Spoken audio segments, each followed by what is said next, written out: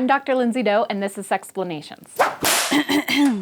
The earliest memory I have of being sexual was age 5. I was living in Florida, and in my bedroom, I put a shell like this one in my vagina. I have no recollection of how I got it out. The next memory was closer to age 12. I was watching the Disney musical Newsies and felt this warm flush whenever Jack, played by Christian Bale, appeared on screen. I had had crushes prior to this, Robbie Newman, the Foursquare champion, and Fritz, the cutest guy in 8th grade, but seeing Newsies was the first time my genitals were involved. Shortly after, genital arousal became a regular occurrence, and it led me to tactics like humping dolls and cushions. I think at one point I even used a lotion bottle like a dildo because my body craved something inside it, and sex to me then was unacceptable. I was living as a Christian, going to church camps and singing, "Number 1, we've just begun, God should be first in your life. Number 2, the idle rule, those graven images aren't nice." I had planned on waiting until marriage to have sex, but my vagina was not in the business of waiting. None of my nether region was. So the guy I was seeing and I drove to an open field where we could cuddle in a sleeping bag, and I maneuvered his erect penis into my anus, no problem. I went on to have oral and vaginal sex with him. He was an excellent lover, but our relationship didn't last. Soon I was dating someone new. This partner would use his fingers to penetrate me, and I would gush all this clear fluid, which we were both really puzzled by. I became even more determined to study sexuality and solve the mystery. Like it was my mission, I kept having sex, studying sex, and telling others what I was learning. At one point, I attended a presentation by Dr. Ruth Westheimer, a very popular sex educator. Someone from the audience asked her about her sex life, and my recollection is that she answered,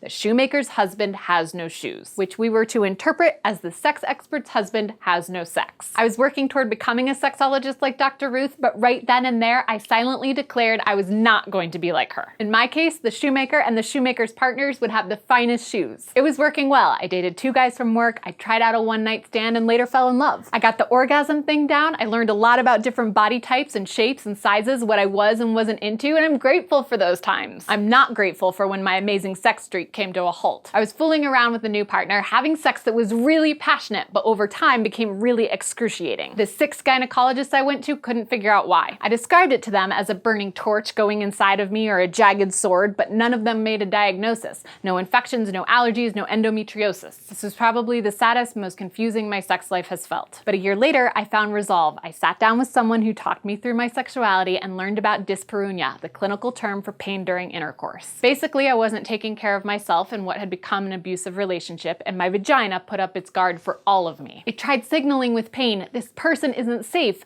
so once I worked through that emotionally, my sex life was okay again. Until I became a full-time doctoral student in human sexuality with a different sex life and a different dilemma. 8 hours a day of sex lectures, nightly reading of sex books, part-time jobs sex educating, sex curriculum building, sex interviewing, sex textbook editing, and then thinking about what I was learning when I wasn't doing those things flooded me physiologically. I was turned on all day, which was great for the times when I was able to have sex or masturbate, but for the other 26 times throughout the day when I was aroused and couldn't get to it, I had to cope. By which I mean I learned how to orgasm without contact. School was this really exploratory time for me. Student Lindsay tried sex clubs, pole dancing, BDSM, flirting with women, and public nudity. But Lindsay, the sexual being, was and is far more vanilla. A year after I graduated from my doctoral program, I hooked up with a man I'm still seeing today. I was initially interested because he had nipple piercings and knew how to swing dance. I stayed because of his integrity. Our sex life is the best I could hope for. We have open communication, adventures, and resistance towards stagnation. We're committed to it even when I'm struggling mentally or he's struggling physically, which is not to say that we force anything, we just don't fall complacent to our challenges. For example, my partner is 34 and in good health aside from severe arthritis. A few weeks ago, he had his hip replaced, leaving him with stitches right where my thigh would rub if we had sex, me on top. That didn't stop us from getting off though. We have fingers and mouths, our imaginations, and years